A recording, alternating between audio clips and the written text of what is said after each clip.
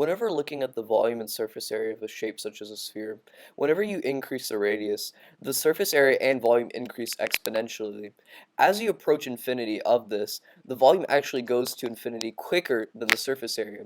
So is this true for all shapes and objects? Do all shapes and objects have an infinite volume and surface area? Well, to look at that, let's look at the example of Gabriel's horn and Gabriel's wedding cake. So is there any validity for a shape having a finite volume but an infinite surface area? Well, actually, mathematically, yes, for a function in series. For example, take f of x equals 1 over x, and its derivative, which will become apparent for later use, is f prime of x equals negative 1 over x squared.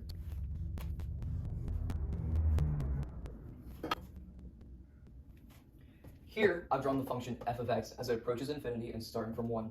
We're going to be rotating this function around the x-axis to produce a shape that has a volume and a surface area we can find. The formula for finding the surface area of a function like this one is v equals pi, the integral of our start bound, which is 1, to infinity of f of x squared. Now, we're going to plug in the function f of x, 1 over x, into this and solve.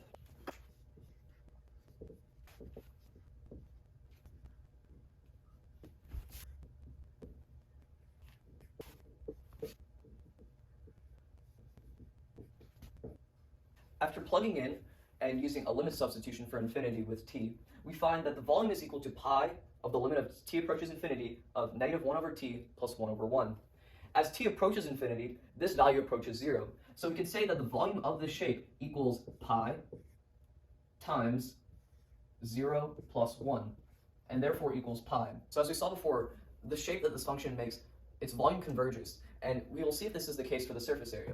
The surface area formula for a shape like this is defined by the function, the integral from 1 to infinity, of 2 pi f of x times the root of 1 plus f prime of x squared dx. And now we'll be plugging this in.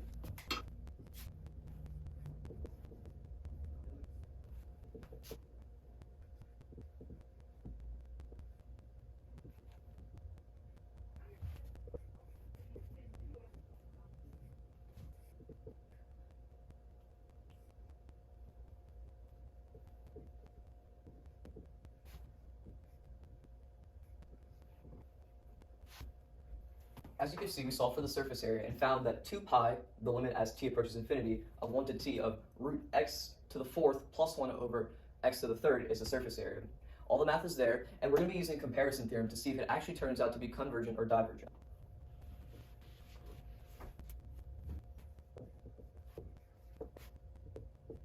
So this is our function, and using the comparison theorem, which states if g of x, which is a function that is less than f of x at all times, diverges, then f of x diverges. So in this case, we're going to be using f of x, which is going to be our blue, and our g of x, which is going to be as purple, to compare these two functions.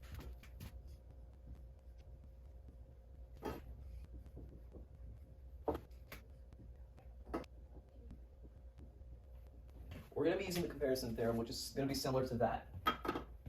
The function we're going to compare, root x to the 4th plus 1 over x to the 3rd is root x to the 4th over x to the 3rd.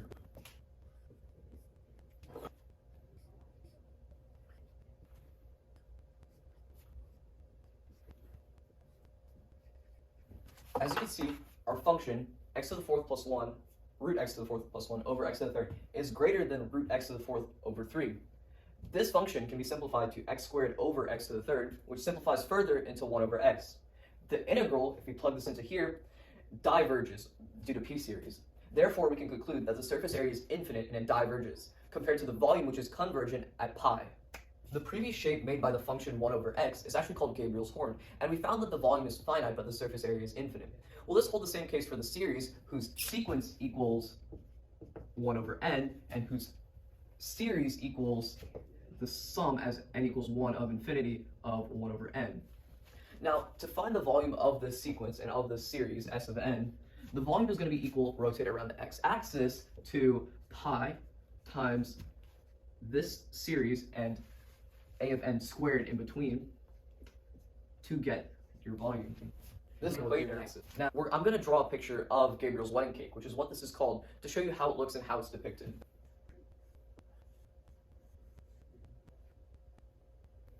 because it's a series, it goes by integers, and it takes this peculiar shape. It'll keep going on infinitely. So let's say this is a start 1, this becomes 2, this becomes 3, this becomes 4. It'll be a continuation on that. Now, to find whether the volume converges, we're going to be using this, and plugging in a of n, we're going to see if it does.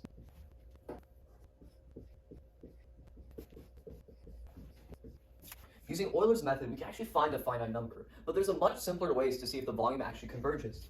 Looking at the sequence in this summation and in this series, we see that it's 1 over n squared. Using p-series, we can determine that this actually converges, as the degree of 2 is greater than 1. And for series that has that in the bottom with 1 over n, we know that it converges. Therefore, the volume converges and is finite. But is this the case for the surface area? Now, since we saw the volume converge, we're going to be looking at the surface area.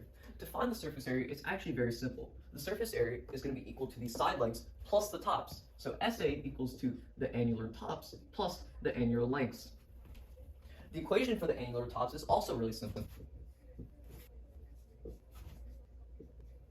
The equation is this because it finds the surface area of this part and subtracts this one as it's not exposed. So to find out whether this converges, we're going to plug the value 1 over n of the sequence in.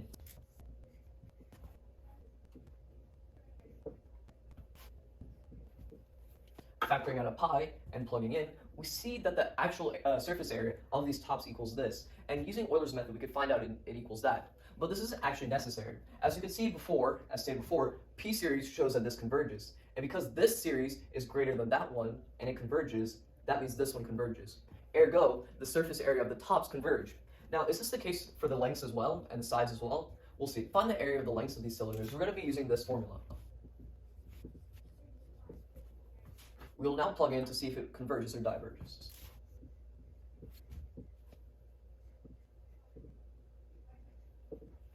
Looking at this series is actually pretty interesting, and you can notice it is the series of the sequence 1 over n. This looks very similar to the harmonic series, and we'll see if this is the case as to why the harmonic series diverges.